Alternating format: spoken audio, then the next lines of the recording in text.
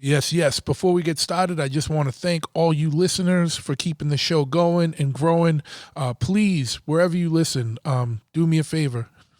This content is free, so just repay me by leaving likes, subscribing, sharing the show with people. Let's keep it getting bigger and bigger.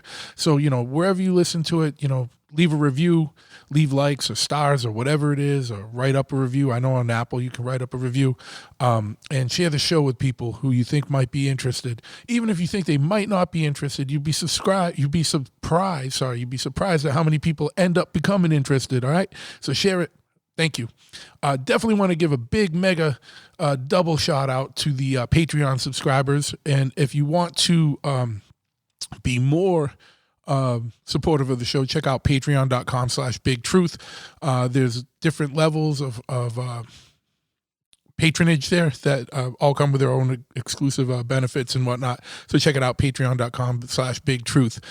If you are in the world of motorcycles or you want some new fresh gear, check out choppahead.com, CHOPPAHEAD.com. Yeah, that's my brick and mortar motorcycle shop out of Freetown, Massachusetts. We're a full service shop. Whether you want an oil change or a full custom bike built, we'll handle you. We also have parts and all that stuff, and a whole online store where you can check out swag and whatnot. So check it out, choppahead.com. And last but not least, for more information on the podcast here, check out bigtruthpodcast.com. And without further ado, we're going to get right into tonight's episode. It's a wild one. This guy, Tony, has a mind-blowing story. So get ready, get prepared, put your thinking cap on, and, you don't listen to this one lightly. So check it out.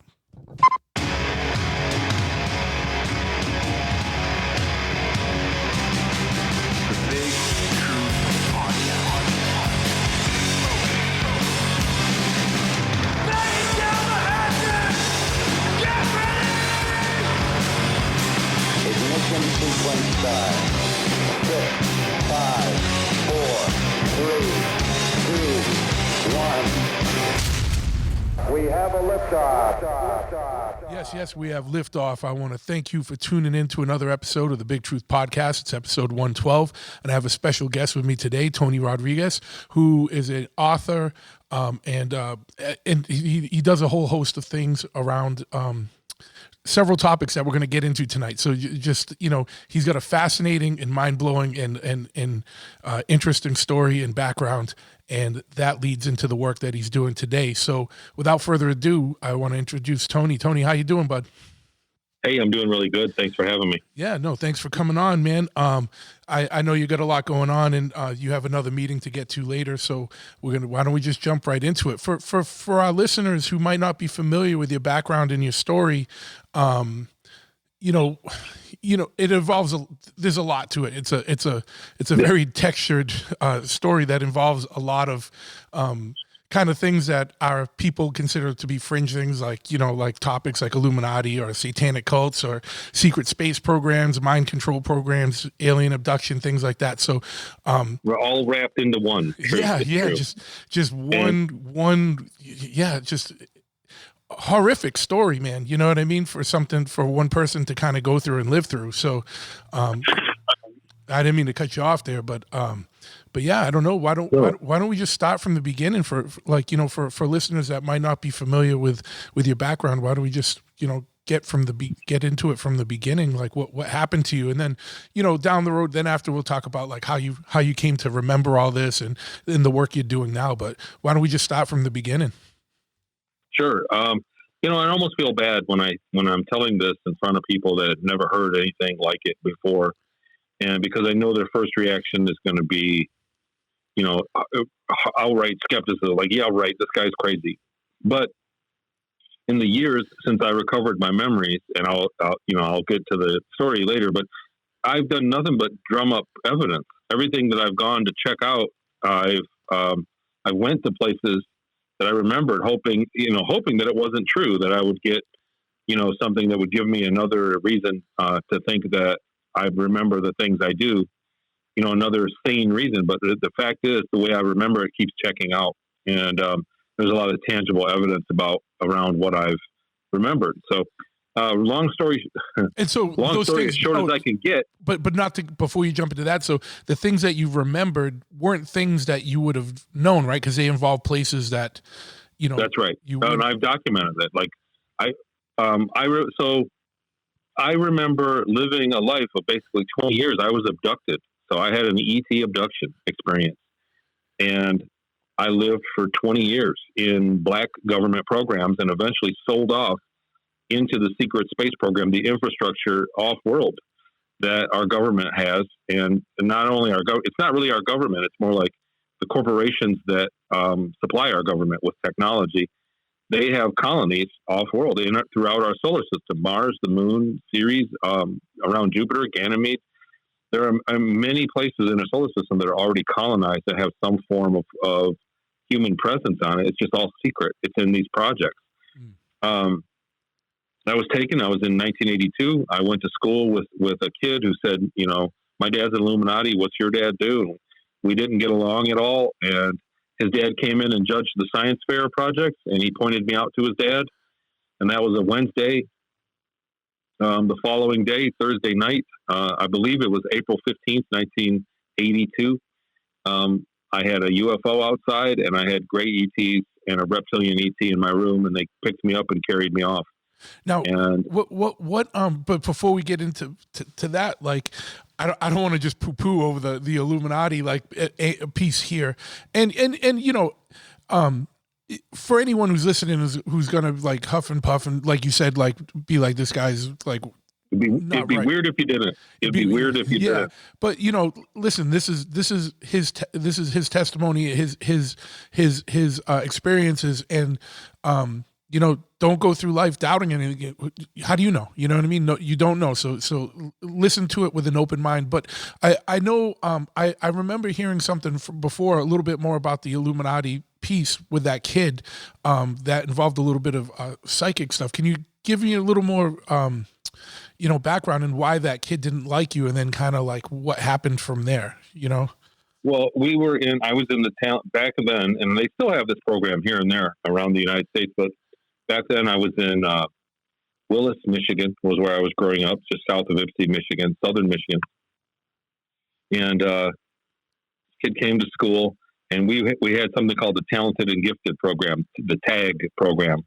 So the kids with the top 5% of the school in grades qualified for these classes that were every Wednesday in the library, and it was like, higher learning stuff, how to index and how to look up things on your own. It's like just advanced learning. It wasn't super special, but this kid was in that class, and one day, so we had to leave we went to school in the morning normally, and the teacher would say, it's time for you to go to your class. And I would walk up to the library, and the other kids were there. So I got there early, and he was there with a few other girls, and they were sitting in the library on the couches, and they were all laughing. And so I walked up to see what happened. And they said, one girl said, do Tony, do him. And I was like, what are you guys doing? They said, he can read your mind. And I said, of course I didn't believe that. I was like, yeah, well, okay, whatever. And they're like, no, do Tony. He can tell what you're thinking. And so I thought to myself, the meanest thing I could think about to that kid, because we didn't really get along. I was kind of jealous of him. He was smarter than me. He had better grades and all of it. He was a very smart, freakishly smart kid. What grade was this? So, like, how old were you guys? Fourth grade. I was 10 years old. Okay. So I was between 81 and 82. I was 9 and 10 years old, and it was April. So April, May. So yeah. I was 10. So I looked at him and I said, go ahead and do me. And in my mind, I thought to myself, you are the ugliest kid I've ever seen. And none of these girls, when they grow up, would ever date you. And the look on his face was, he said nothing. They said, what's he thinking? And he just looked at me. And he had this horrible look on his face. And so I didn't think anything of it. I was like, whatever, he can't read minds. And then the teacher came in, and that was that. But after that, he hated me. I mean, I tried to later on, I tried to be friends or crack a joke near him, and he just wasn't having it. He hated me after that. Yeah. And but so I can conclude that he did remember that. He did see that. Sure. Yeah. Yeah. You pissed him off, and he wouldn't even say what you had thought if you know what I mean. So. Right. Yeah. Right. It was real. Like, I didn't think that he would be in. I didn't think he had the ability to read my mind. Sure. So. But that's the way it unfolded. And then later on that year, this is towards the beginning of the school year. Later on in April was the science fair, I believe. And so yeah, I woke up. It was a Thursday night, middle of the night, and I woke up with a gray ET in my room. And a couple of smaller reptilians came from the foot of my bed and grabbed me and carried me off. I was paralyzed. And you think that was because of something? Because you had mentioned earlier something about like something to do with his father. His dad came in to judge the science fair. Yeah. And he pointed me out to Dad. That's that boy I told you about that ruined my confidence. And they talked about me. It was weird what they said. They said, we'll add him to something. And, they had a conversation about me basically in front of me, like, as if I wasn't there. And he said, no, he doesn't deserve that. And his dad said, you have to learn how to manage your resources. Or he said something to that effect. Sure. And it was the following day that I had Grace take me. And I was taken, and what was that like? It was in the night. Like, were you like paralyzed, or like how did that abduction kind of occur? We had the old phone. I lived in an old farmhouse, and we had the old ringer phone. Like back in the day when you had the 30-foot cord, that curled up cord, so you could go in the other room and talk. We had one of those phones. Was our only phone in the house downstairs, and it started ringing in the middle of the night. Like, it would just, back then the phones didn't not ring. It would ring as long as somebody was calling. They didn't have a lot of the features we're used to now. Sure, yeah. So it started ringing, and it wouldn't stop. And my mom would always get up and answer the phone in the middle of the night, and she didn't. And I just kept feeling the urge to go back to sleep. And then it did. And then it quit ringing. And there were bright lights outside. Like the outside lit up. There was a bright light above the house, and the phone to ring again. And then there was a bright blue orb that flew in, like a crackling orb that flew in my room. And then it flew out and down. There was I giggled when it came up to me, and there was some kind of interaction. I giggled to it, and then it went out, and then I went back to sleep. And then I woke up, and it was dark, and there was a figure standing over me, and it looked like a mask. It looked like a gray ET. It looked like, by our standards, like, I don't want to say grotesque, but it looked, it wasn't human, and it was behaving like a human. Mm. And I thought it was my dad pulling a joke on me, because my dad was big on practical jokes. And I reached up. I said, Dad, take off that mask. You're not funny. And I touched it. I touched his face, and it was cold and almost wet with big pores. Like, it's hard to describe, but it wasn't like human skin. And I went to scream, and I was frozen. It froze me. And I could move my eyes around, but that was it. I was like paralyzed. And at the foot of my bed, 2 or 3 others walked around they were short reptilians. They were reptile looking men. So it wasn't the same as the other one? No, they were definitely a completely different species. Yeah. Mm. And picked me up and carried me out to the end of my bed. And there was a flash of light. And I woke up naked on a hospital, like on a stainless steel table. And they were poking me with stuff. Like, they were poking me, and they had to run tests. And there was a reptilian there that communicated with me, and it was like in my head. And I was scared at first. I said, "Am I okay? You guys gonna hurt me? Are you gonna eat me or something?" And he said, "No, you're safe. This is okay. Everything's fine." And they put, and I was excited. I said, "I knew you guys were real. I knew ETs were real. I knew it." And I was thrilled. And he asked me, he said they wanted my help. They wanted me to help them, and they were going to borrow my consciousness for 20 years. That's exactly what he said. And I said, "No, I can't be gone for 20 years. I have a family, my mom and my family. I can't be gone." He said, No, we have time travel. We're going to bring you back. It'll be tomorrow. You're very lucky. You were only going to live so many years until you die, but now you get an extra 20 years of life. That's literally the most valuable thing. So this is a blessing. He was like, I said, "Well, what am I going to be doing?" He said, whatever, we'll find out whatever job is best for you, and that's what you'll be doing. And I thought it was first contact. I thought that the ATs had just landed and they were taking us. And like when I was going to wake up the next morning, it would be on the news. And it was like, you know, the world was going to have a disclosure. It was going to be the way it should be. You know, as a kid, that's what I was thinking. Sure. And so I agreed. And they laid me down and they gave me some kind of medical procedure.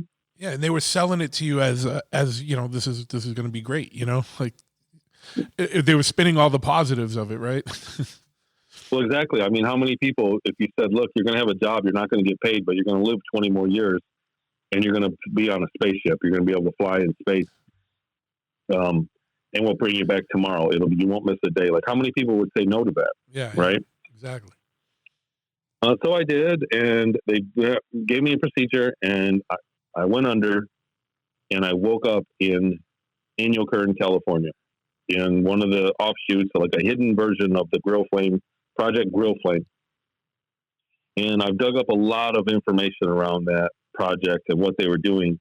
And it went from remote viewing of the Army INSCOM remote viewing research into psychoenergetics research.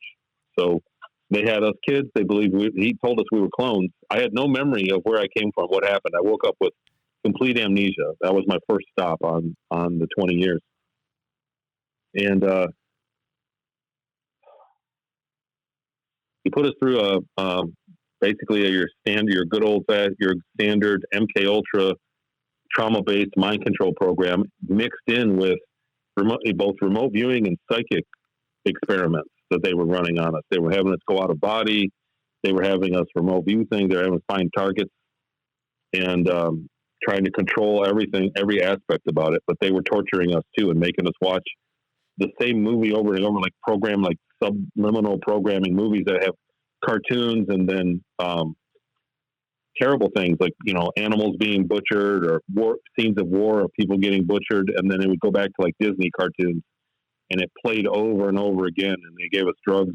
And that was in the beginning of it. And then they started, sorry, it's been a while since I had talked about all this. Sure.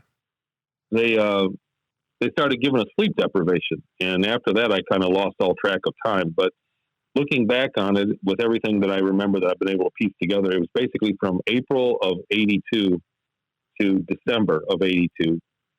And then I was was privately owned, and I went to my owner's house in Seattle. I was shipped there through an underground train or near there. And then his wife picked me up and drove me to Seattle. So, and then they flew me off to Peru. Before you get into Seattle or going to Peru, like, what do you think if you woke up with amnesia, like, what do you think that 4 months of torture was for? Was that to just kind of break you down, or was that to make sure you weren't going to remember things, or like? It was programming. We were totally programmed after that. At the end of that course, for the rest of my 20 years there, they would shock me. They would regularly shock me with stuff. In fact, later on in space, in the colonies, at the Sirius Colony Corporation, I had a shock collar. And if I would get an electric shock, they shocked us so often during that training, and then programmed us after. They would come in the middle of the night and wake us up after we were sleeping, make us stand at the edge of our bed, and then they'd come by and hit us with a shock, with a cattle prod, or sometimes they'd just hit us. And then they'd let us go back to sleep, and then a buzzer would go off 15 or 20 minutes later, and they'd do it again. It went all night long. That was the sleep deprivation. And after that, I kind of lost, lost my bearings on what was going on. And when all that was done, then they started with the psychic programming. But what happened was, forever after that, if they shocked me, I would stop whatever I was doing and go into like a catatonic state, and then await command, and I would do what I was told, no matter what it was. So if I was throwing a fit or just minding my own business and somebody hit me with the shock collar, I would go into like a hypnotized state, and then I was like impressionable, I would do exactly what I was told. So that's what the programming instilled, probably among a host of other things. I mean, sure. Like I said, there's a lot of it I don't remember because after a few days of not sleeping, I totally don't remember what was going on. It's like always being asleep. So, kind of lost where I was there, but you were talking about you. Then they shipped you to Seattle.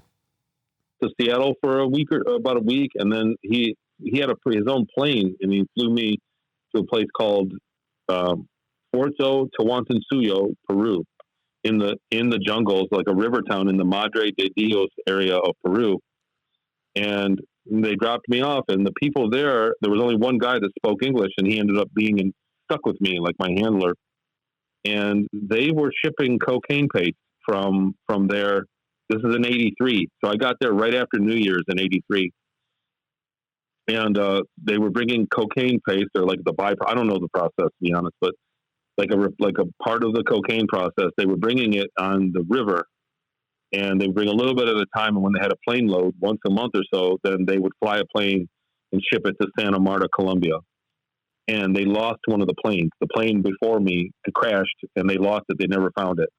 So they had to pay for me to be on the plane, and they would give me an IV and then drug me, and I would go to like near death, like have a near death experience while I was under.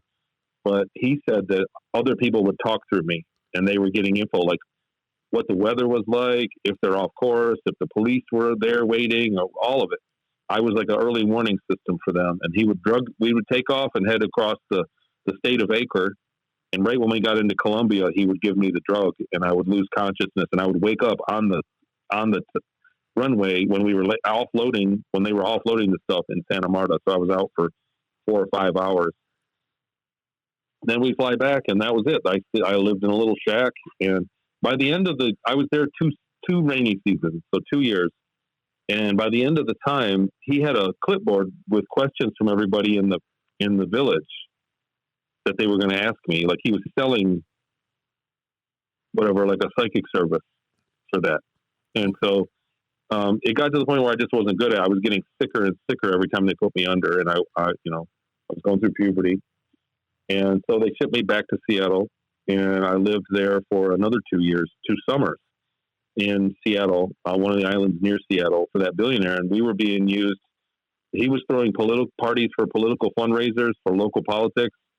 And he would have people would come to the property, and it was like a picnic. They'd pay. It was a fundraiser.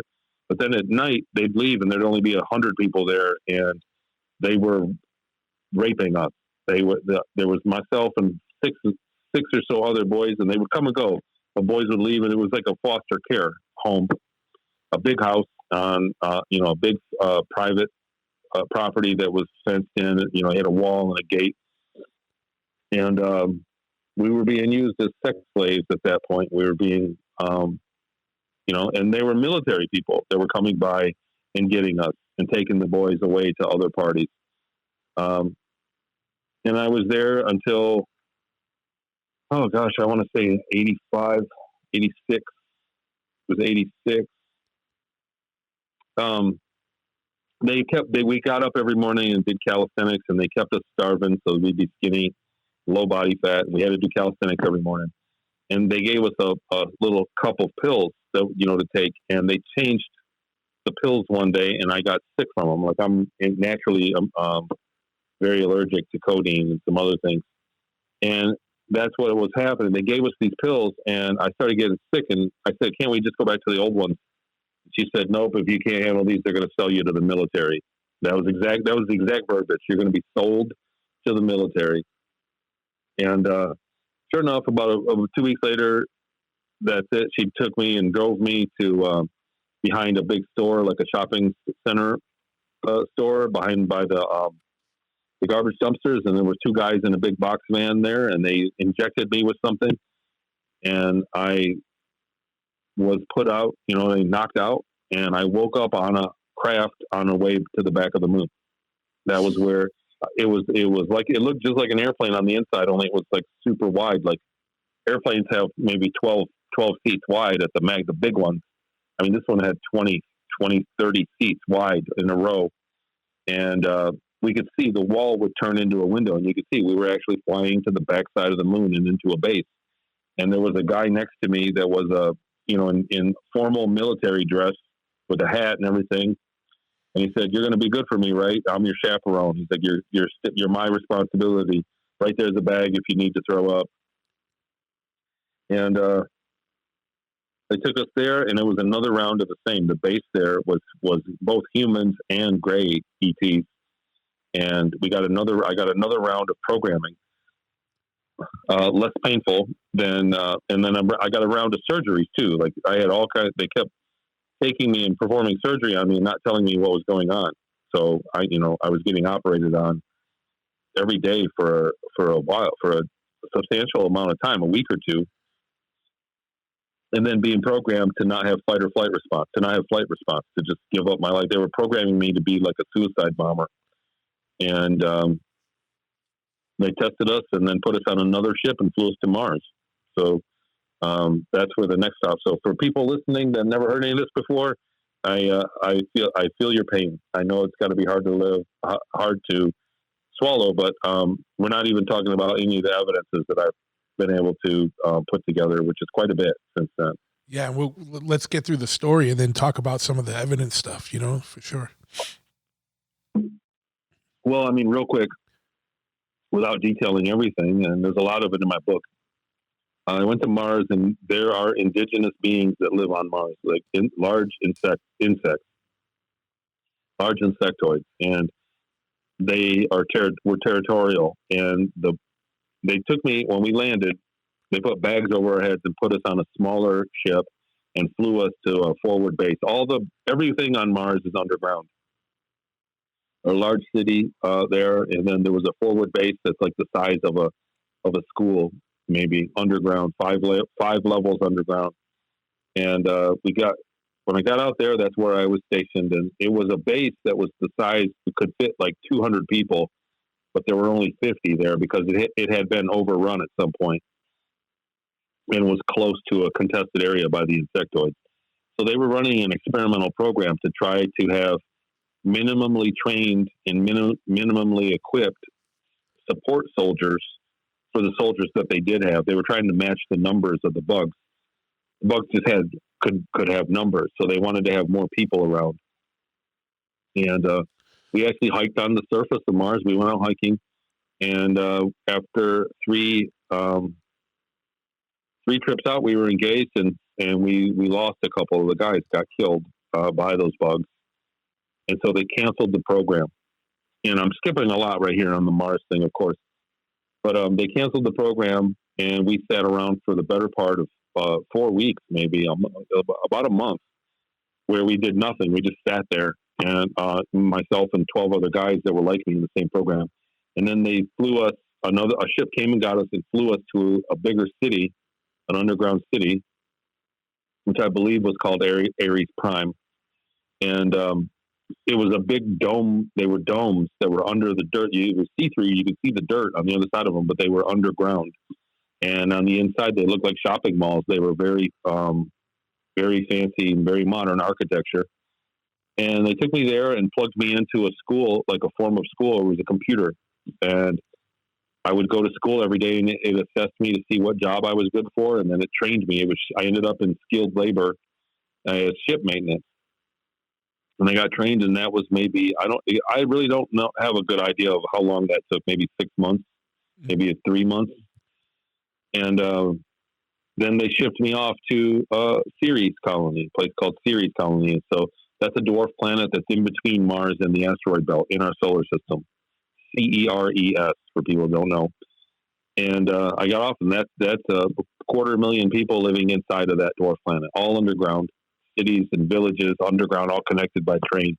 And when you say the people that are living there, are they people from the Earth that have moved there, or is it like other Originally, races? yes, Originally, there were two other races of ETs that lived there with them, taller races, not so many of them there, and then humans from Earth. They were Europeans, so they were basically Deutsch. They identified as the Deutsch culture, the Germans.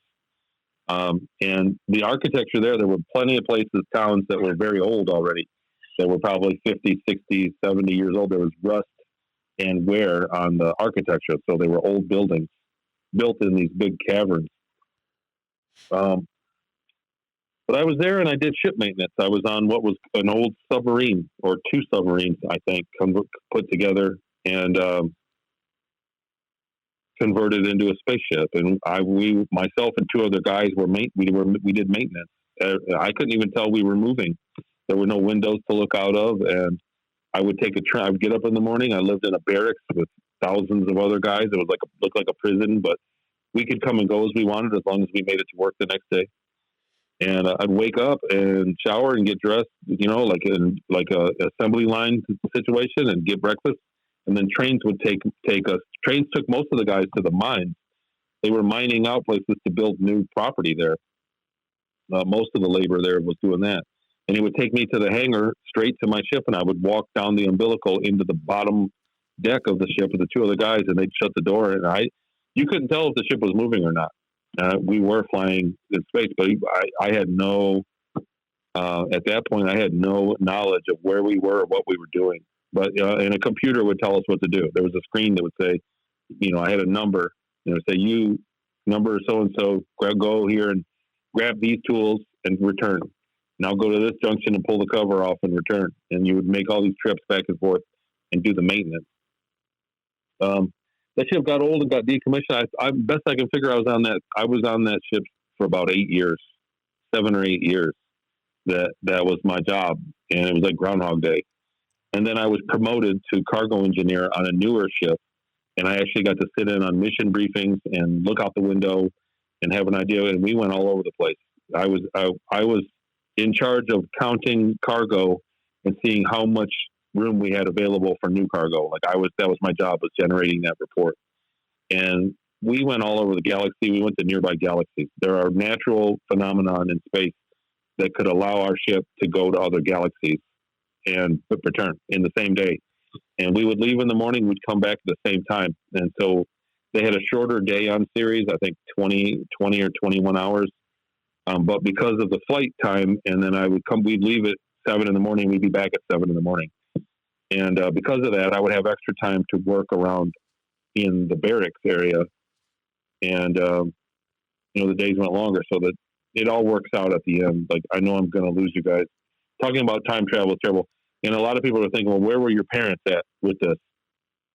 And here's the punchline, is that when it was all over, when I'd been there, gone exactly 20 years, they flew me back to the backside of the moon, and they put me through the mind wiping process through many different stops, and then put me through re-aged me or reverse-aged me or put me back in my original body. I really don't know what they did, but I was back to being a 10-year-old boy. And then I woke up the next morning, Friday morning, April 16th, 1982. I woke up the next morning, but I felt like I had been gone for 20 years. I didn't recognize my toys, my mom. I ran downstairs and hugged my mom.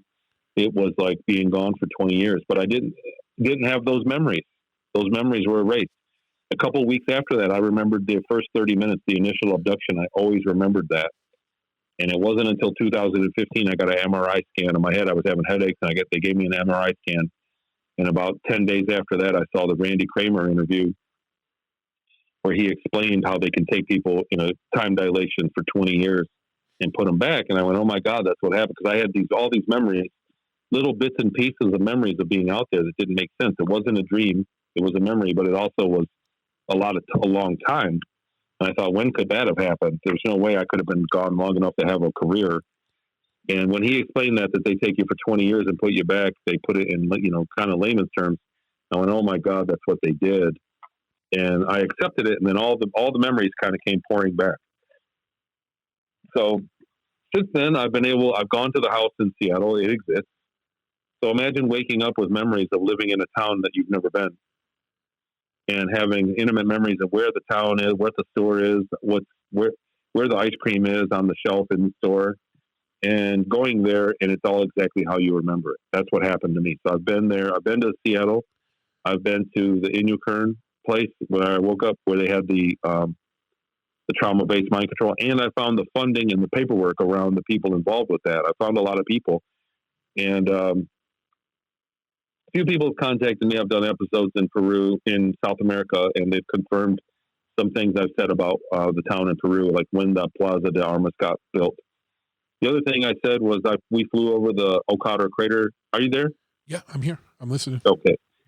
We flew over the Okator crater probably 1996 or 98, somewhere in there on the ship I was on. And there was a geyser going off, and the white deposits were salt. And I said, we had a conversation about it. In 2016, when the Dawn probe was getting to Ceres, the Dawn probe, if you look on NASA's website, everybody was speculating the white spots on Ceres were cities. And when they got close and they showed it, I said, no, that's salt. There's a geyser there that it shoots up. It's like ocean water, and it shoots up maybe 10 kilometers, 11 kilometers into space, and the water quickly evaporates and the salt snows back down, and it left those white deposits there. And in 2016, NASA made a high-speed pass with spectral analysis with the Dawn probe, and they said it's probably sulfur and a bunch of other minerals, not salt. And I was working with researchers at the time, and they said, look, Tony, do you want to retract your statement? You're on the record saying it's salt, and NASA is saying it's not. I said, no, if there's one thing I remember out of all of that time is that is absolutely salt. There may be some magnesium in it, but it's definitely salt deposits. And so that was in 16. In 2020, NASA had flown the Dawn probe to a lower orbit where it could get a good spectral analysis, and then they went over the data. It took time, and they concluded it was salt. They came out with it. So I was validated in that. It was August of 2020. So I called that out 4 years ahead of time. That was one. Yeah. So what do you think's going on? Because like, why would NASA be running that type of program if, there's already kind of colonies there? Do you think there's kind of like two separate like entities going on, like government type entities, like where some people are in the know, some aren't? Yeah. So everything is a cover story. What we see, our science, our NASA, all of it, we're still flying jet planes. They have anti-grav. You know what I'm saying? Like the military is still built of jet planes. So everything is a cover story to hide that, because once we're aware of it, we're going to want to participate. If we knew the government was going into space and interacting with ETs, we would insist on participating with that. And they would lose a lot of control over it, and it would invite ETs down here. There's a lot going on. So it's an elaborate shell game. It's like those Russian dolls where you open one and there's another one in there. Yeah, like the babushka secret, the compartmentalization of the secret is like that. So people in the military know about the secret military stuff, the trains, the high-speed train, and then people in the CIA know about their secret space stations that are observing the world. Like there's a secret space program that still has rocket technology. And then people in that program are aware of the other secret program on the back of the moon that has anti-grav tech, but they're not aware of what's going on in the rest of the solar system. So you get what I'm saying? Like it's highly compartmentalized. Yeah.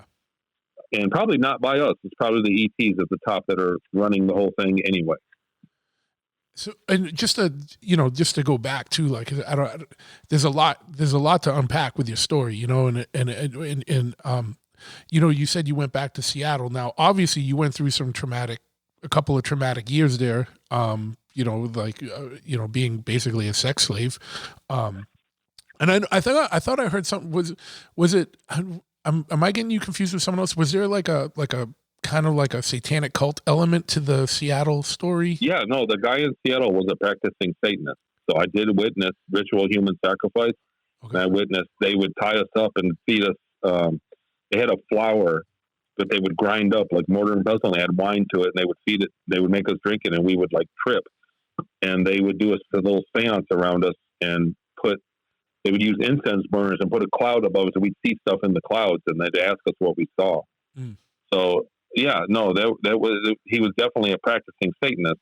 In fact, in the very beginning of my testimony, when I wanted researchers to believe, I said, please, you got to believe me. I know it sounds crazy, but it's real. One of them was an ex-practicing Satanist from, that was like high up in the Temple of Set, I believe. And I described things that even practicing Satanists don't know.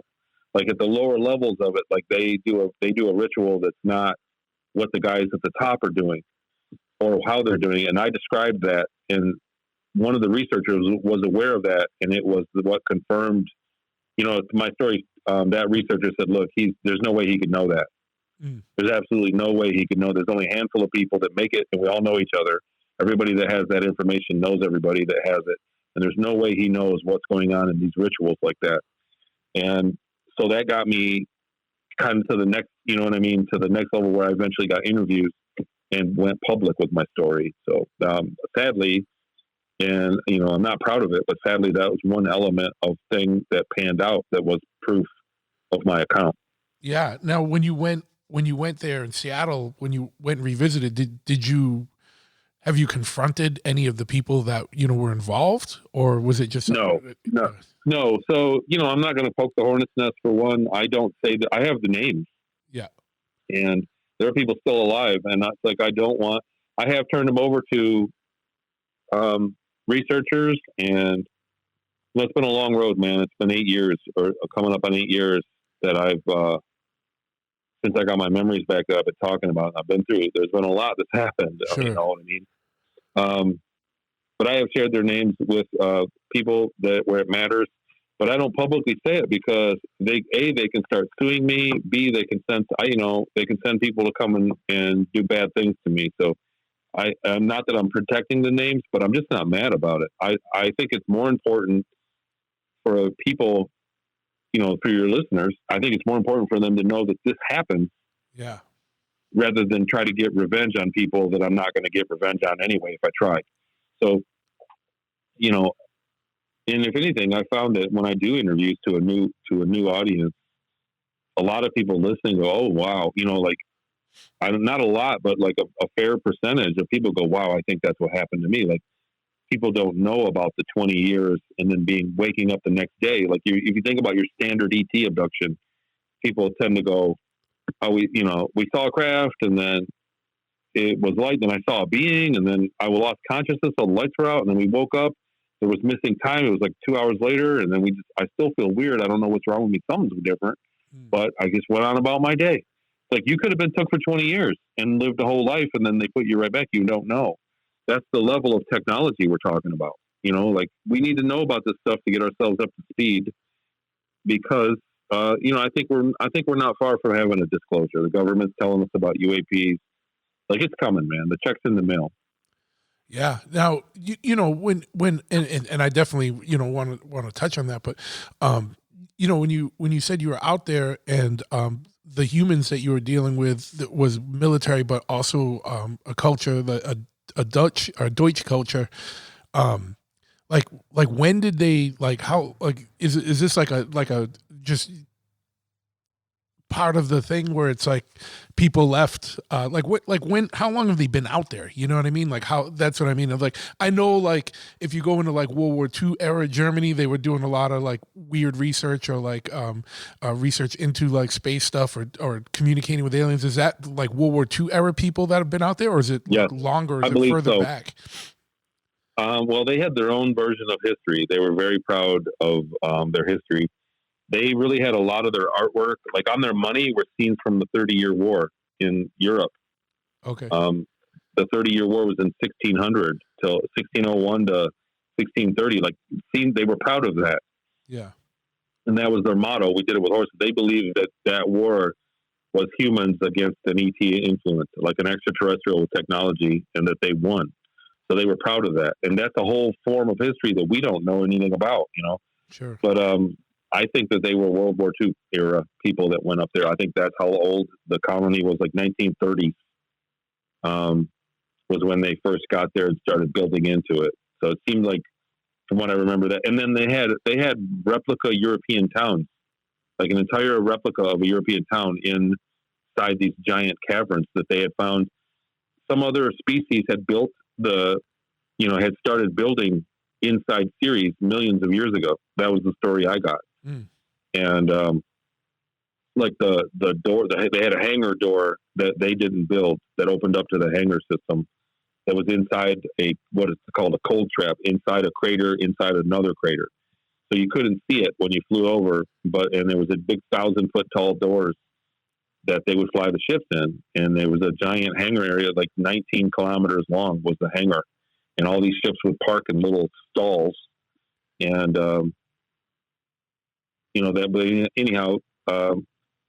I believe that they were, and they had a lot of that same lifestyle. So it was a military government. You didn't vote for who was in charge. It was the military. That was the ruler of of the whole colony, and it ran like that. So they had a lot of elements of I hate to say Nazi Germany, but they had a lot of elements of Nazi Germany that was there. If it's the 1930s and if they're going up there from 1930s into the 40s, and that was what was going on at the time, right? Yeah. So the other thing is that the cities there were all walking. Like they had little electric EMS vehicles and police vehicles, but everybody had to walk, and you were guaranteed to not be more than 15-minute walk from a train at any given moment from a train station. And and they were small. The train stops were super small. So it was. So that's when I look at it now, and I look at European.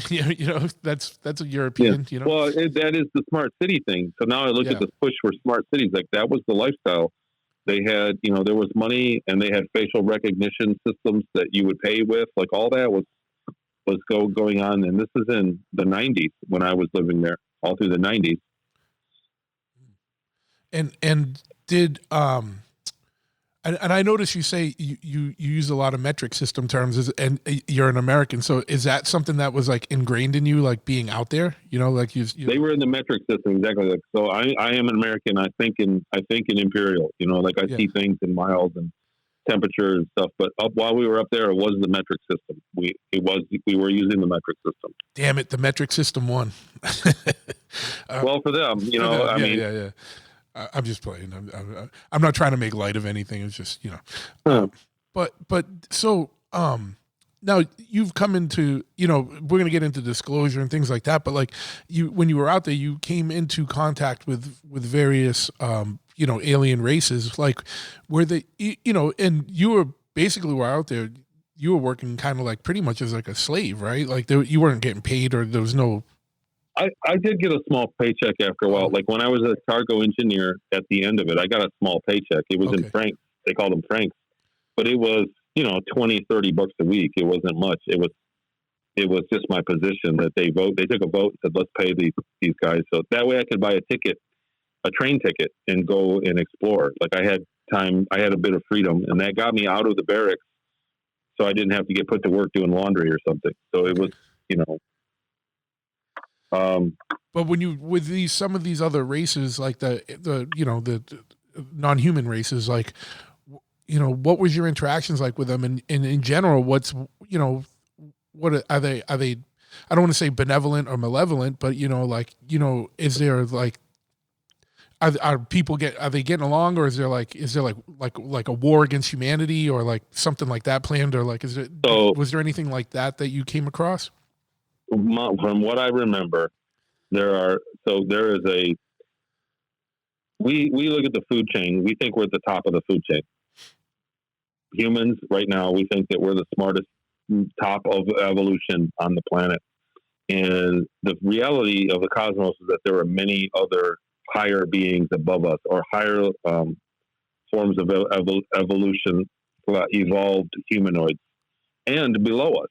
So the ETs that we came across were people. It was that simple. They were not all the same thing. They weren't all good guys or bad guys.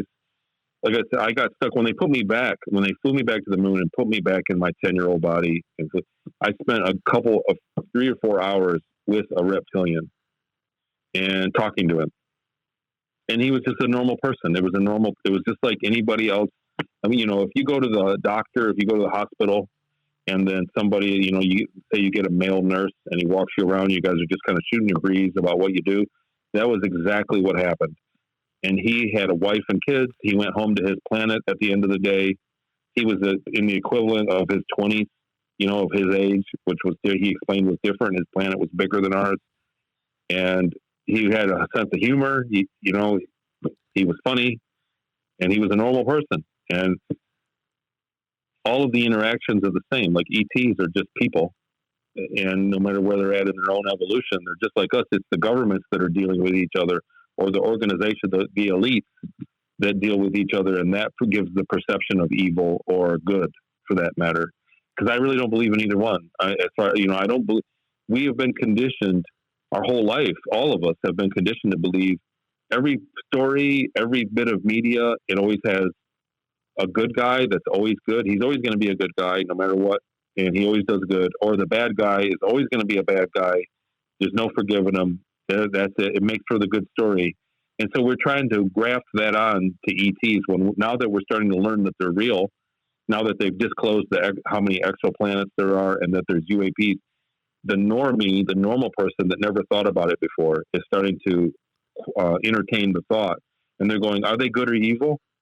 And they're not. And they're not. They're people. There's, you know what I'm saying? Like, America isn't good or evil. The people in it are not. Just what our perspective is at the time. And it was exactly the same.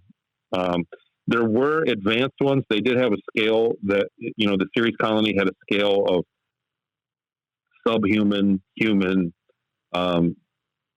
I don't want to say superhuman or advanced human, then uberhuman, ultrahuman, metahuman. Like, they had a scale of beings that are above us. They live longer and they communicate faster. And it was all based on how many words you could speak. So we speak 150 to 250,000 words, something like that. And they were ETs that have 1 million words. They have a word for situations. And then they go into telepathy, and it's about data. The amount, like, not all telepathy is the same either. Some of the ETs can communicate only words and simple telepathic things, and some of them can communicate years of data in the blink of an eye to you. So telepathy is a different thing, and those are very highly advanced, and they look at us the same way that we look at, our pet salamander or our pets. They look at us as life forms that are like that are not as developed yet. And that's the reality of what's going on, up there. So we're not, the truth is, just like a wild deer isn't invited into your house, we're not invited up into their house either. We are not the height of evolution. Sure. So,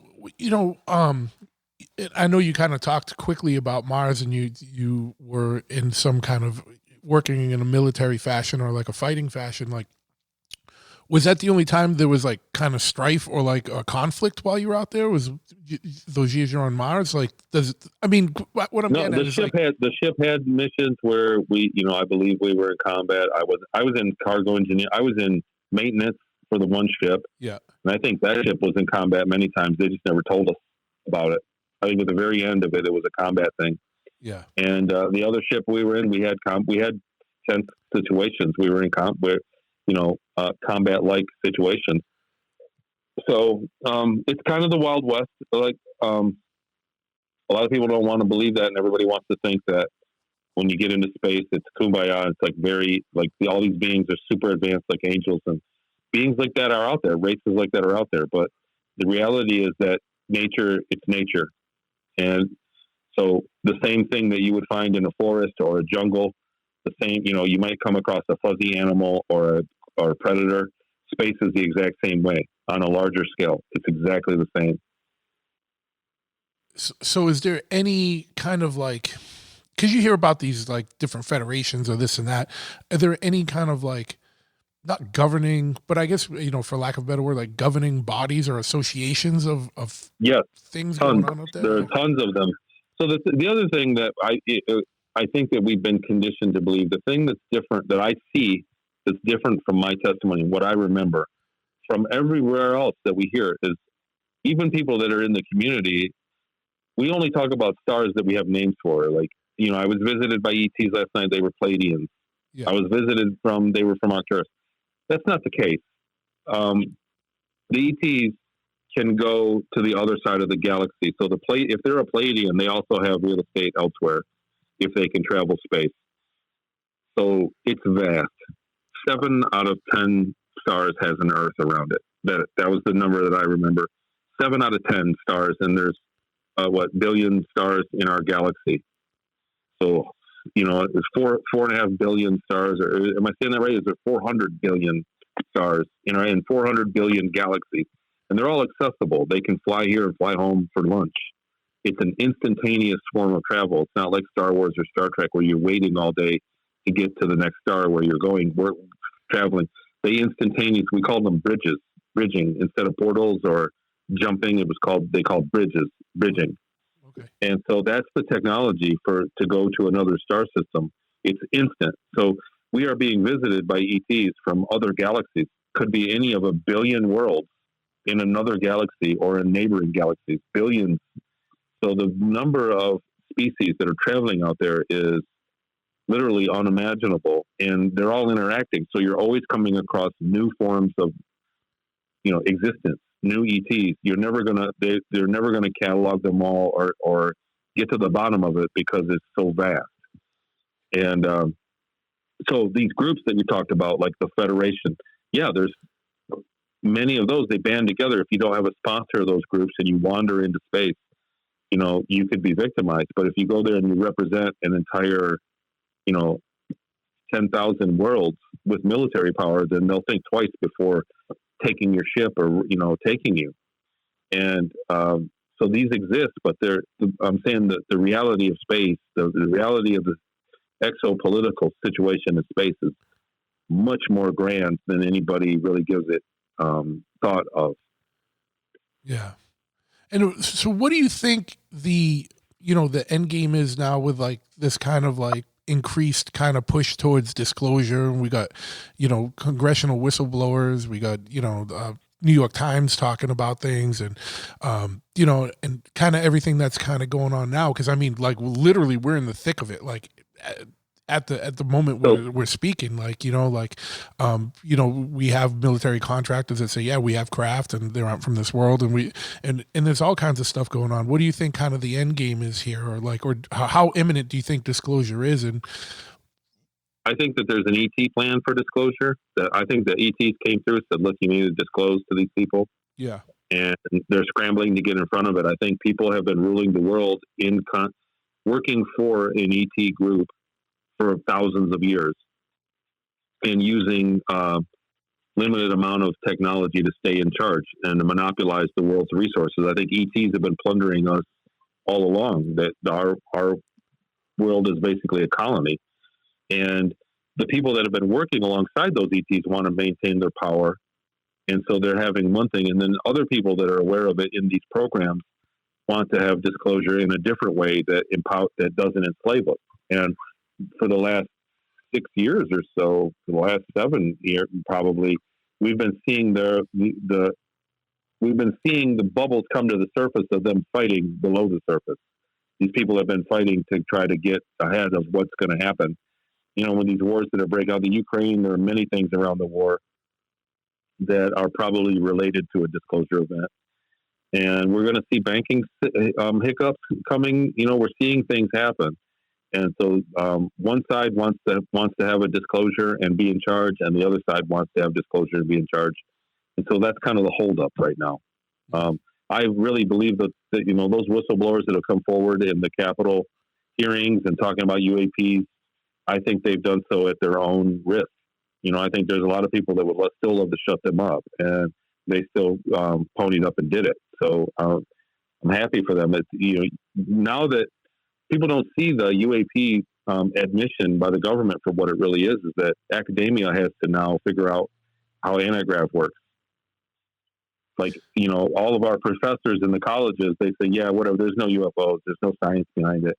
Well, now they have the UFOs and they're like, where is your science? And they have to get to work. So they can no longer just brush it off. These guys have been proven to be behind in what they're doing. So all the academia has to get on board with a disclosure. So it's already very big systemic changes that are forced by this.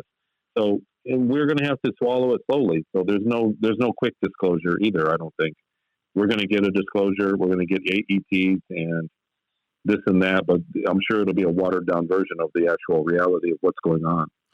And as someone that's been out there off the world and seeing how things operate, extraterrestrially, meaning like outside of Earth, I mean, do you think at the end this is going to be a good thing, or is this a bad thing, or is this, because it sounds like there's a lot of corporate control out there, is that going to be what's kind of administered here? Like, is it going to be like, hey, get with our program, or you got really no choice? Or it's absolutely a good thing. No matter, I'm ever an optimist, and the slave labor and the human rights that are going to have to be dealt with, those are things that are always going to work out over time, no matter what. So, like, even if the wrong political system discloses and takes over the world, it's only a matter of time until it shakes out and becomes the right political system. Time has a way of fixing things that are very, very wrong. So I'm an optimist in that regard. I don't really care who's in charge, it'll work out eventually.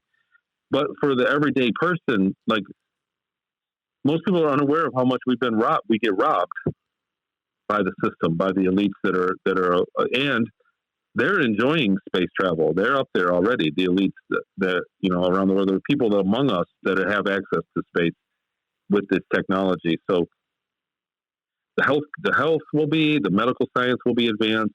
The knowledge, spiritual knowledge will be advanced. We'll be able to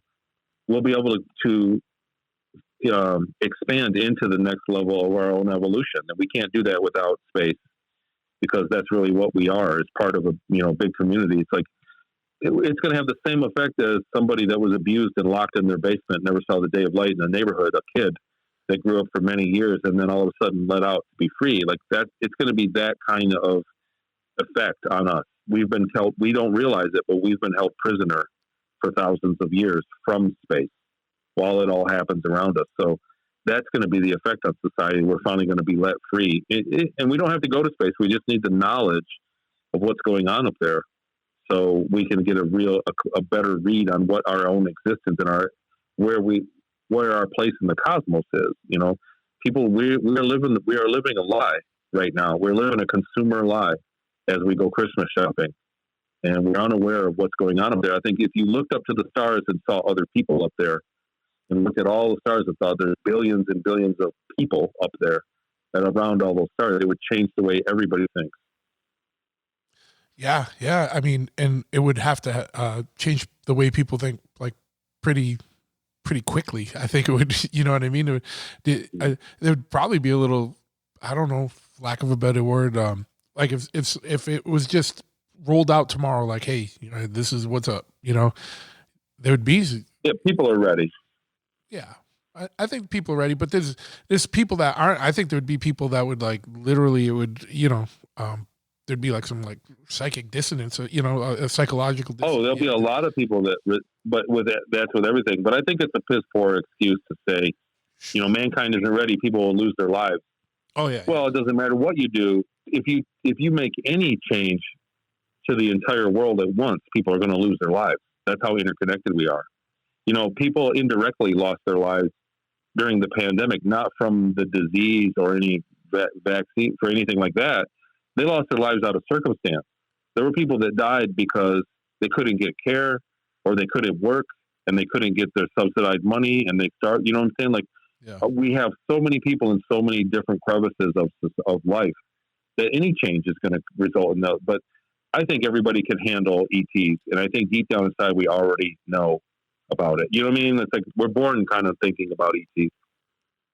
Sure. I mean, and it's, prevalent in culture, just, turn on, TV, there's bound to be something on, you know what I mean? Or movies, or, just permeates the culture. And even throughout time, because you look at cave paintings or like old, Sumerian tablets, and they're pointing to the stars, so, like you said, the presence has been around, longer than, the last 5 years of disclosure, but, well, if you look at the technology, like I'm explaining, like you've taken one day, right? You're taking it in one night, and they take your consciousness and put it into a different body or the same body, whoever knows what, cloning, whatever it is. And then you work for 20 years, and then they put you back. And then you look at what does the lore say about the devil? He takes your soul, and then you work in hell. Right? Yeah. So it's the same thing. It's the same story of this technology. They might have been doing this all along, or coming and taking people for that with the same exact technology and using them for slave labor. And I mean, I'm talking about the cavemen, and then they wake up and there's no need back then to erase their memory because they had nothing. They didn't read or write, and they didn't have an internet to talk about it on. So they didn't even bother to erase their memories. They just put them back, and they would have that lore. That's where that lore came from. The devil took me, and I worked in hell. I was stuck in hell for years, for eternity. It felt like eternity. And when you start looking at the world like that, under the assumption that ETs have been here taking advantage of us the whole time. And when I say take advantage, that's not a nefarious thing. We take advantage of the lower life forms as well. So we ride horses, for Yeah. instance. We eat hamburger. So we don't have any kind of moral compunction about, if that's even a word, compunction. We don't have any moral dilemmas about what we're doing. When, that's dreadful. I can't believe they took you and you did that, Tony, for all those time. And then you go and get a chicken sandwich. Well, those chickens were born and lived their life in captivity, and you're now eating them too. So they're a lower life form or a less evolved life form, whatever you want to call it. I'm not trying to be disrespectful. And we are a lower life form to many ET species. There are ETs that live 500 or 1,000 years. They can they can telepathically communicate with each other. They have radical technology, so it just makes sense that they would exploit indigenous populations of worlds that are not developed. Yeah. What do you Wow, I feel like I'm on a tear with a lot of big words, man. No, it's fine. No, it's great, man. This is very interesting stuff. Was there any other kind of, like, since you've recovered memories, and I know you said you've been kind of gathering kind of evidence to support, where you've been or your experiences, has there been any, and I know you said you went out to Seattle and kind of confirmed some things about Peru, and was there any other kind of evidence that you've kind of gathered in support of your experiences? Tons. Well, recently, so the plane in Peru I found. And so in 2017, I remembered that the plane was a C-46 Commando. The guy that took care of me really loved it, the word of it. He saw himself as a freedom fighter and as a commando. And there was a little window, a distinct window in the front of the plane. I remember being able to crawl up and look out of it one time. And so I remembered commando for the plane. And when I was researching my testimony, I went, oh, God, there it is. It's a C-46 Commando. And I thought I should be able to find a flight record of it, that it belonged to somebody in Peru in those years. And I couldn't. I looked, and it was like, a lot of that stuff is in Spanish. I don't speak Spanish. It just was the language barrier, and I couldn't find any evidence of a C-46 Commando in Peru. There were 2 of them, I think, that were decommissioned, and I just gave up on it. But last year, this year, 23, it was sometime early this year, I did an interview for for a Spanish audience for Latin America, and there were some people, 2 guys that were pilots in Peruvian pilots. One of them is famous for he was a MiG-22 pilot, and he had a UFO experience, and it's like documented back in the 80s. Anyhow, they wanted to meet me and talk to me, and so there was a translator, and we did a Zoom call. And I was asking, I said, do you guys ever heard of we were talking, and one of them was still active in the Peruvian Air Force. He's an older guy, but he's doing like cargo stuff. He was talking in the Zoom call from the plane. And I said, also on the off chance, I said, do any of you remember a C-46 Commando in the Madre de Dios? And the one guy, Julio, I think that's Julio was his name. He goes, oh, yeah, that was in Pucallpa. He's like, we confiscated that from the narcos in 1990 in the war on drugs. He said, I was flying in the war on drugs, and then we would fly out and blow up the runways, and we confiscated those from Puerto Maldonado, which is only a 10 or 15-minute flight from where I was at in the jungle. And I went, what? He said, oh, it's in Pucallpa. So right in that call, I immediately zoomed in on Google Earth to Pucallpa, and sure enough, there's the plane. So I found the plane that I called it out first and then found the plane. And then one of the guys went there a couple of weeks later and got close-up pictures of it. So I haven't been able to – I really need to do some work, get tail numbers and such for that. But there's a lot of evidence still in Peru. And then a couple months later, I went and I filmed it this time with a friend of mine named Tyler Koala. He's got his own podcast. And we went and documented it, and I went to Iñucur, to where I remember going through this, and I remembered 3 buildings that there was a portable that we were in that was where we slept, and then another portable we'd get up in the morning and go to where we sit in these chairs that hang from the ceiling and be drugged and watch those movies I talked about. Yeah. And then there was another small building that the nurse had, and it was vague. I couldn't remember it. And what's in the same spot that I remember now are 3 buildings that are just like sheds, but they're classified as special district. Like it's funny evidence. So we went there, and sure enough, I found the building. They had moved it, the portable that we slept in. It was exactly how I remember it. The film documented me that. And then I found the remains. They burnt the other one. I found the remains of that. And then I found the little campers There were two of them where the nurses station was.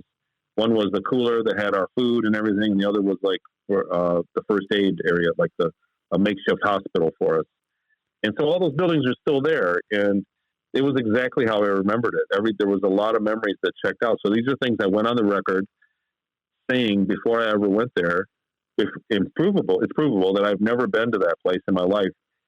But then I knew details about it that nobody else could know. You know what I mean? Like I knew that, and I documented the whole thing. There'll be a documentary about it later this year, hopefully next year. So that turned out, that was just in this year, but there are many things that keep panning out. Every time I look at something and I go, maybe this is going to prove me wrong, it's like it's the other way around, and it pans out. And when you go to some of these locations, you know, when you went to Seattle or when you went to the base there, does it bring back more? Do you get like a flood of more memories, or like you know what I mean? Does it ever kind of like spur more? Absolutely. I remembered a bunch of new stuff, like, well, you know, conversations, things, memories that are, you know, not, I don't want to say they're worthless or something, but not memories that are evidence per se, but just standing in the same spot and remembering what I was talking about. Yeah. Or, you know, have the conversations with people is what I remember. That's the difference between doing a podcast like this and the book. Is in the book I talked about my relationships with people, and you don't really cover that. You know what I mean? Giving the bullet points in in an interview form. Sure. Yeah. But those are the memories that come. You know, conversations I had, things that happened. I remembered a great deal more about India Kern when standing there, and I was panicked. I was in a panic when I was there. It was terrifying to go there and find out that it was all real. And because I was tortured, you know, we were tortured. We were kids. And to think that was real, like in the back of my mind, I'm always hoping that the other shoe will drop and there'll be some good reason that I remember it and for the way I do, and it's not real, but it keeps being real. And so you know what I mean? There's a whole new realization every time that happens. Like, fuck, this happened to me. This is real. It's got to be a little bit bittersweet because it's vindication of your memory. Like, look, I'm not crazy. This is right. This is here. But then it's like, oh shit, this is real. Like that really happened to me. You know what I mean? Yeah. That's exactly the feeling, and it's surreal. And the thing is, you know, like I said, I was only gone overnight, so I have the same amount of time in my life that I always had a family that can vouch for me, that I never went to these places. So I have those memories too. Yeah. Just out of curiosity, like, you know, your family, like when you started getting these memories back, like how did they react to it? You know, like, like your parents or other immediate family, like, you know, cause it's gotta be a lot for someone to take in and, you know, a lot of people in my family don't believe it, and they don't believe in aliens. They don't believe in anything the news doesn't tell them. And so they're normies. They're normal people. A lot of people are supportive and do believe it. My kids been very supportive about it. My mom and my sister, and my brother, but other members of my family don't. And so, you know, that's the reality of it. And like I said, if you hear this for the first time and you are not skeptical, that'd be weird. Yeah. Right. Yeah. So I totally get it. I expect it. You know, I'm not trying to talk you into something. Right. So, and, but it is what it is. You have the right to not, there's plenty of people that hate me. I get hate. I get the hate mail too. And I don't get, you know, at some time, you know, on a human level, you get hurt, but really people have every right to not, you have every right to not like me. You know what I'm saying? You're not doing anything wrong by writing me and saying you don't like me. You know, there's a line to cross where it is, but I don't hold that against people because that's your right. You know, sure. Plenty of people have been very supportive of me too. So I don't take it too much. You know, it just comes with the territory, and I'm saying things that in order to believe me, you must unbelieve something you already do believe. Yeah. For most people. And so I get that, and you know, it is what it is. But my immediate family has been supportive. Good. That's going to be such a weird thing, though. Like to get hate mail, like why someone really, someone went out of their way to do that. Like, all right, if you don't believe it, just keep it moving, right? Like, you know, there's no reason to like get riled up about it. You know, that's exactly how I feel. You know, if I don't like something, if I'm listening to something or watching a video and I don't like it, I just turn it off. Yeah, that's all you got I to don't, do. you know what I mean? I've got too many good things to do in my life. But apparently there's a lot of people out there. At one point there was you know, I don't know about the language, if I can curse on your show, Yeah, but yeah, there was it's fully open. Don't worry about that. there was a fuck Tony Rodrigues YouTube channel. So Yeah, somebody made a YouTube and was putting out, of course, he was totally anonymous. Like the people that are really aggressively skeptical always have to hide behind something. They never come out face to face and say that stuff. But totally anonymous and then take shots at you. And even other whistleblowers have attacked me. You know, even other people that are saying essentially the same thing that I'm saying have attacked me. And so, you know, it is what it is, man. I put this out here. I would have never finished the book if they didn't start deleting my interviews back in 2020. Like 300 interviews I had links for on a webpage that I had done. And, you know, some of them 2 hours, 3 hours long. So that's quite a bit of work it took in a long time. And then they just started getting deleted, taken down. I went, oh God. And so we rushed and got the book out, and the book has had a life. It was a bestseller for 6 weeks, and it still is selling. You know, it's a popular book, even though it's not rated PG. I'll warn everybody right now. The book is very dark, and a lot of people say they can't finish it. You know, the first half of it, when I was a kid being tortured, you know, I covered that in detail, and it's not for everybody to read. I'd say that. no.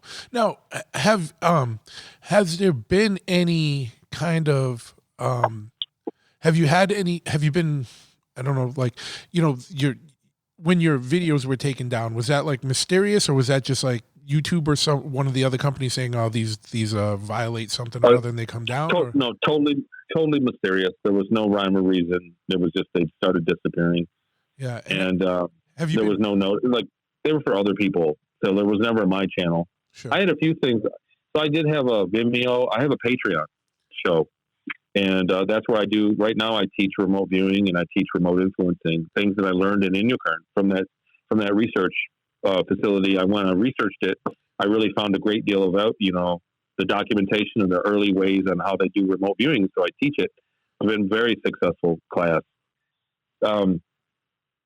So in there, some of my videos got deleted, but it was always, you know, we were talking about the hot button stuff, you know, the election and the pandemic. So those videos, the videos where I was specific about talking about that back as it was happening, you know, I was getting videos taken down back then, but I went behind the paywall because it cut out all the trolls and it justified the time I put into this, man. I've given at least minimum every Saturday for the last 8 years.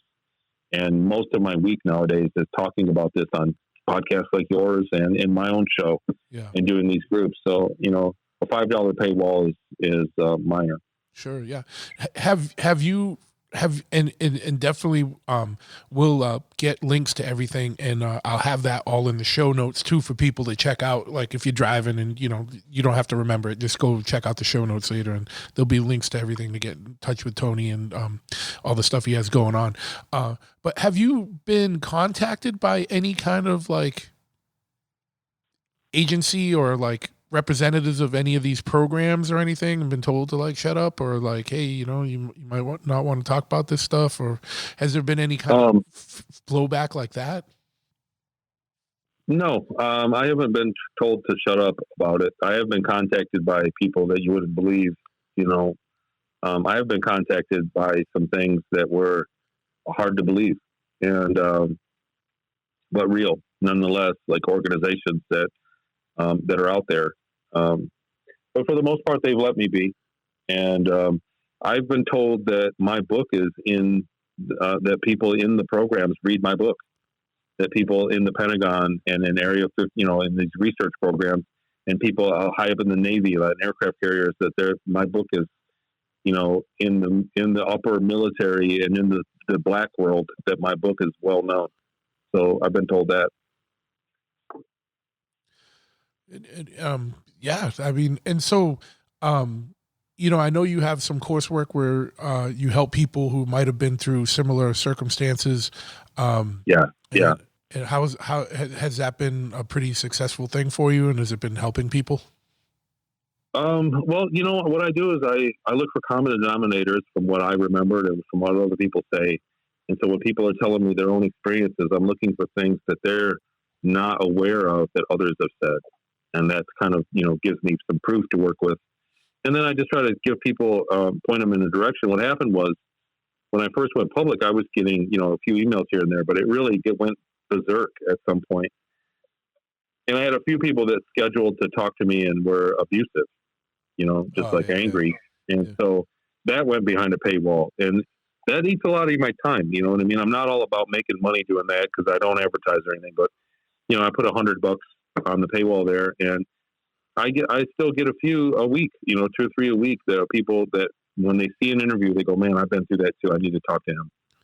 Yeah. And so there's some people that are just like, I don't want to say possessed, but they're just like very obsessed with, they must talk to me about it and get it off their chest. There's a real, the kindred. And I mean, by best counts, I'm over 2,500 people that I've spoken to in the years, not all for money. Yeah. In the beginning, I was just everybody that got a hold of me, I would talk to them. I'd set up time, and then it really started eating into my life. And sure. I had to have something that kind of filtered that. So yeah, I do that. And then I came up with a memory course. So that's the other thing, is that people go, I remember a little bit. I don't remember as much as you, Tony, but I do remember a little bit. It's real. I went through it. How do I get more memories? And in the beginning, I was on a show, and the guy goes, well, how'd you brush your teeth up there? He said, who cut your hair? And at the time, I was like, man, I should know that. But off the top of my head, I said, off the top of my head, I can't think of it, man. I'm sorry. And over the next couple of months, I thought, if this is real, I should be able to remember brushing my teeth in the morning. And I started going, like, I've got rosemary. But in all fairness, right? Like, I don't remember brushing my teeth three weeks ago. You know what I mean? Right. Like right. That's such a mundane thing. Like, you don't store that, like this. But when you're talking to a skeptic, man, when you're talking to somebody that doesn't want what you're saying to be true, they're going to pick every little bit. And I'm always very defensive about it. Sure. Like, I realize that I'm going to get grilled, all the time. So, and I thought to myself, I should be able to remember this. And I made a memory exercise. I stumbled across some memory exercises, and I went, oh God, it was disposable. The toothbrushes were in this clear plastic bag. They were disposable. You had to rip it out of the bag and throw that away, and then brush your teeth and throw that away. And they would get recycled. The whole thing was recyclable. And I got those memories back, and I went, oh God. And then the hair cutting was, when you went in and out of the barracks, you had to shower to leave, and you had to shower to come back in. And if your hair was long, the ladies at the desk would send you to get your hair cut immediately by a guy.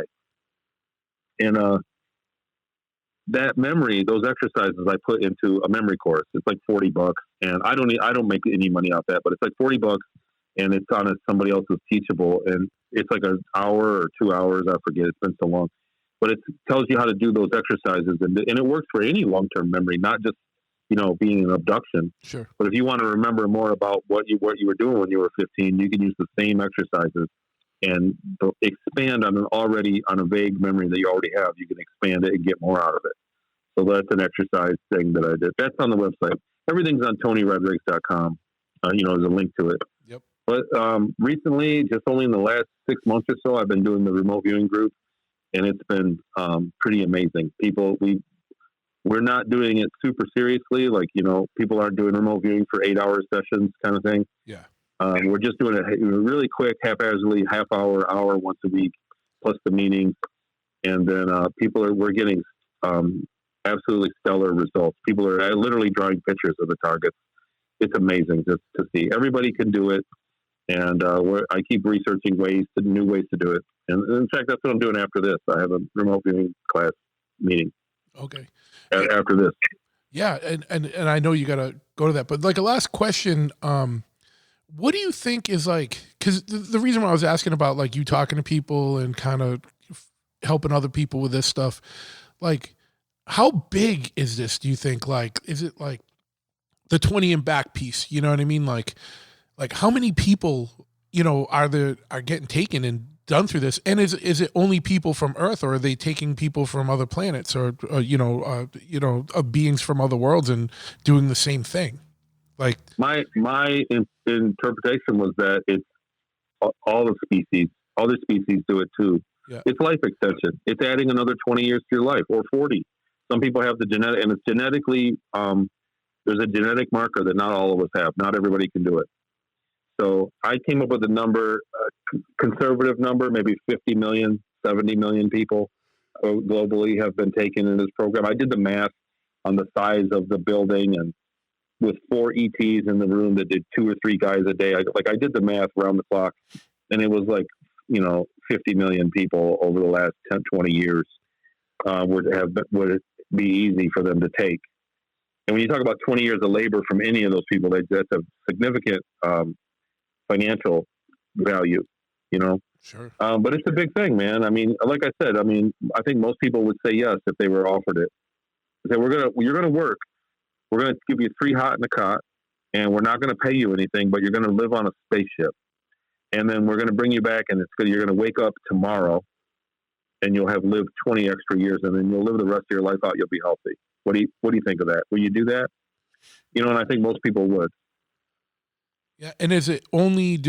Are they only going after like taking children, or is it people from? Is it, you know what I mean? Is it like a certain age range that they? Yeah, well, they definitely, logically, it's easier to take a child and then train it to do what you want. Yeah. So it doesn't make sense to take somebody that's 50. Yeah. You know what I mean? Like you can't teach an old dog new tricks. So it makes perfect sense. I find that I found from all the people that I work with that women tend to get taken right around the age of 12. They'll be taken before that for short stints, like taken for a week and put back the same minute, and then taken again, or take it, like weird things will happen. But at 12 years old, they'll go. And boys, it's all over the place. 8 years old, 7 years old, 17 years old. The boys are a different story. For some reason, girls tend to go around 12. And just and I don't know if this ties into the guy with the Illuminati guy or whatever, but like, do you think, like, it's strange, you got taken and you got brought to a place where you got kind of programmed, and then you didn't end up going into space. When the aliens that took you, that's what they said was going to happen for a while. Instead, you were on Earth, and you were basically, sold and tortured, you know what I mean? Like further, like, do you think that was part of like punishment from that dude, or, because otherwise, do you think they just would have taken you and you would have went and did the space stuff? Like, yeah. Do you know? No, what I'm absolutely. saying? No, absolutely. I think that I think that's why I remember, because I wasn't groomed for it. I wasn't chosen for it or ideal for the program. So I wasn't the typical person that was put into it. And I think that's why I got my memories back, for one. And for two, it was absolutely a punishment by him. Yeah. It was a punishment. And, it's not rare. I've heard it from other people. It's like the same thing. They punish people that have, so, and I said this, I think the other day in a live Zoom for, how long could you have that authority before you abused it?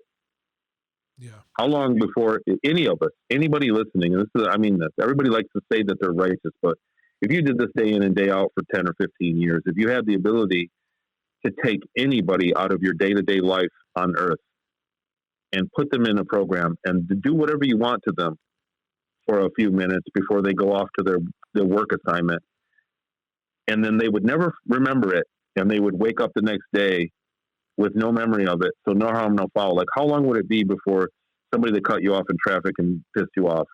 Or how long would it be before some kid that picked on your kid, yeah, or somebody that you had a disagreement with, how long would it be before they ended up in a shitty job up there because you're the guy that makes the choice, right? Or a beautiful girl or a beautiful guy, whatever, a love interest. How long before they got taken, right? And you had your way with them, and then they went on about their way.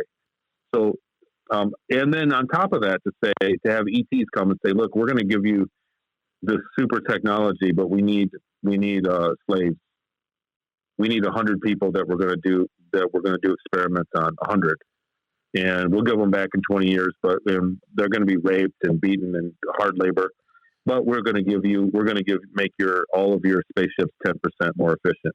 Yeah, like that's really what's going on, and so that's why it's a secret, because they're breaking the law, and they have bases on the moon, so it's their own jurisdiction. So you get what I mean? When they take you to the moon, there's no breaking the law there, because there is no law there. They're not even in the United States anymore. They're not even in the world anymore. Yeah, you're not subject to the same law. Yeah. Yeah. So the more out. So when you start looking at the possibilities of this stuff existing, and you start peeling it back, the reason to keep it secret just keeps presenting itself. Like, that's the secrecy. But they've gotten too far away from it. We're to the point where we're stunted right now. Like, we need to, we need to participate. Like, the average everyday, we're getting to the point where they can't keep it a secret no more.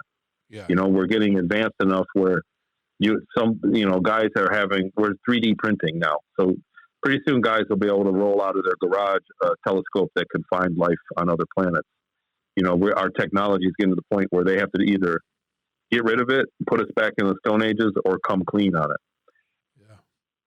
And I know there's like, I can't remember what the date is, like 2027 or something is a year that keeps getting thrown around where there's going to be this full disclosure and I don't know, is that something you heard of? Like, I forgot what the exact year is. It was like 2027.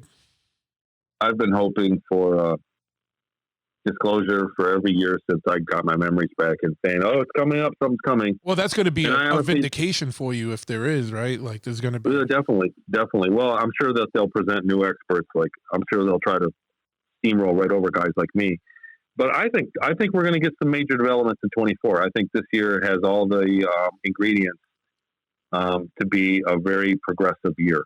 You know what I'm saying? Yeah. Like I think 24 is going to be 27. That makes sense. We'll see. Maybe they're waiting on us to get back to the moon. And maybe that's a finish line. Maybe that's why the United States had to get to the moon, so that they could cross a finish line and join that community. Say, now they're multi-worlded. They joined that interstellar community, and then it was all, we could go into the moon. There's nothing up there. Don't look at us. Look the other way. Yeah. Like maybe that's when the United States got involved. Maybe that's the finish line is going to the moon. So if the public gets to the moon, then we're all participate. Yeah. Yeah, man. I'm just thinking out loud at this point. Sure, yeah. And I mean, there's all that weirdness with the moon stuff, like with when you hear different interviews with Buzz Aldrin or like the different transmissions where they're like, oh, they're watching us. And it's like, oh, who's? Oh, yeah. There is a Santa Claus. Right. Be advised, there is a Santa Claus. Like they came back and they literally said that around the backside. So, yeah. Yeah, so there was a lot of weirdness there. So, one other, like, I know you got to go because you got that other meeting. But a quick question: so you were gone for 20 years, and you came back, and it was the next day. And did you ever see that kid again? The kid that set this all off for you, and like, what was? Absolutely, I went to school. I went to school. It was, I think we had the break. It was a couple of weeks later. I think we had that following like Easter break or something. Okay. But it was a few weeks later, and he changed his whole attitude. And there were other kids in the school that were saying weird stuff. Like, was that real? They walked up. The one kid walked up to us. Was that real? I remember it. I remember everything. He's like, yeah, we'll talk. And then he was different to me. He wasn't mean to me anymore. After that, and he asked me if I was okay. I went to school and had amnesia. I forgot my way around the school because it had been so long. Yeah. For me, I had forgotten it. And, but yeah, his entire demeanor changed. We never became friends, but he kind of let up on me, on hating me. Sure. Because he knew. Yeah. And so coming back, like, did like you said, when you had to kind of learn your way around the school, were your parents concerned? Like, was there anything, like, did they think something happened to you? Like, oh, they just brushed it off. My teacher called my mom and said that I had amnesia and that I should get checked out. And, my mom just kind of blew it off. I was okay. She's like, "Are you okay?" I was like, "Yeah, no, I'm fine." Yeah. That's all. I just went along with that, and that's how it was. What do you think happened with the MRI? That like, is there any science around MRI triggering, memories and stuff? I really don't know if that's what did it or not. But the reason I remember it is I got my memories back. I saw the Randy Kramer interview where he explained the time dilation, and then I got my memories back. And for the next year, I got grilled by researchers, really. But then about a year and a half later, I looked and I found something called the Mars Records. Michael Reif and another guy, and they wrote a book called the Mars Records. And he goes, well, one guy was using kinesiology, like muscle testing, like a machine. And that's how he got his memories back. But the other guy got an MRI of a scan of his head, and he got his memories back of working on Mars for 20 years. And this was like in the 90s or early 2000 when they came out. And I went, well, that's weird because I got an MRI. And when was that? And I logged on to my medical history website, my medical insurance. And I looked up the date, and sure enough, it was about 10 days before I started emailing people with the memories. Yeah. So, what I mean? Like, it might be a coincidence, but I always mention it because he did it and I did it and it worked. You know what I mean? I got my memories back. So there may be more than a coincidence there, but was that the reason why? I don't know for sure. Okay. But it was just happenstance that it was, just a couple weeks before. Yeah. All right. Well, I know you got to run, and I appreciate you taking the time to come on. I'd love to talk to you again sometime. And so if people can find you at TonyRodrigues.com. I will put that on the show notes. And I know your book is available on Amazon. It's on Amazon. There's a link to both books. I have Series Colony Cavalier and Project Star Maker are the two books out right now. Project Star Maker is like a companion to the first book. Yep. And they're on Amazon, but you can find them on the website as well. All right. Anything else before we wrap up? I'm just trying to, I usually don't get off this hastily, but I know I'm trying to give you some time before that meeting. I appreciate it, man. Thanks for working me in the schedule like you did. You did a great job. No problem. No, thanks. Just, we're all in for times to get even weirder than they have been, and just try to be positive about it. Anybody if you want to have any discussion, anybody can email me through the website, TonyRodrigues.com. Tony Rodrigues with an S. And all the links to everything else is on there too. The Patreon is where the remote viewing happens and the Tier 3 happens. And so all that stuff is there. So I just very honored to be here and be able to tell my story. So thank you. No, I'm honored to have you on, man. Thank you. I'm going to shut this off, but I'm not hanging up. Hold on one second.